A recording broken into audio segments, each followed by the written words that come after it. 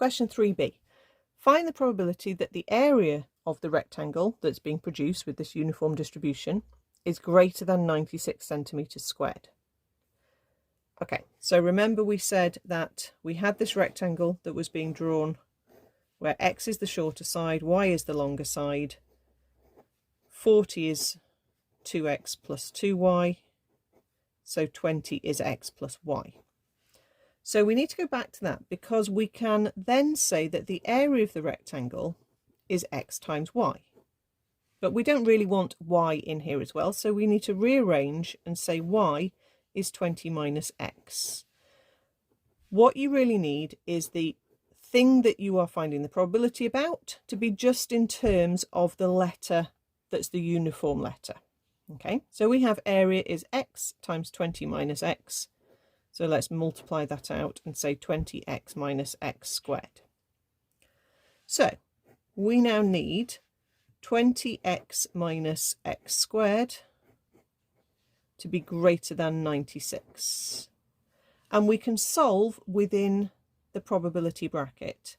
Now this doesn't look so nice because it's an inequality. Let's hop the squared term across so it's on the positive side and look at what we've ended up with. It's a quadratic inequality that we need to solve. Now this was unit 1 from last year. If you're solving a quadratic inequality and it factorizes, split it into its factors and then think about what the graph of the quadratic is doing. 96 is 12 times 8, which very handily is going to make it a 20. Okay, so it does factorize with x minus 12 and x minus 8. That means your key values are 8 and 12.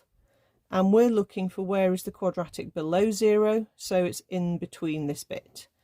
So our answer here for this inequality would be x is in between 8 and 12. Okay.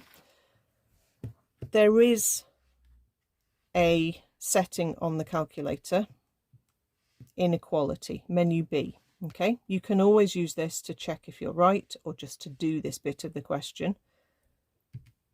Okay, pick the one that looks like the pattern that you're solving, which is pattern number 2.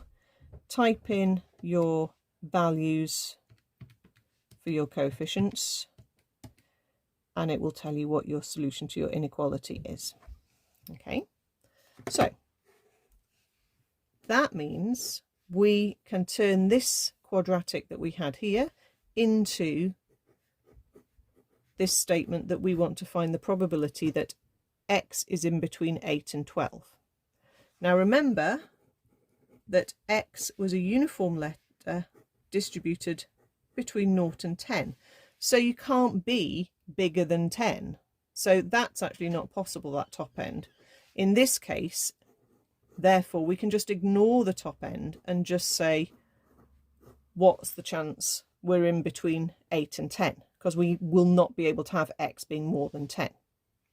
At this point, you then look at your spread of numbers from 0 to 10 and work out what's the probability that you're in between 8 and 10 if x can be anything from 0 to 10. So it's just this amount divided by this amount, which is 2 divided by 10, which is 0.2. So a simple answer, but quite a complicated process to get there.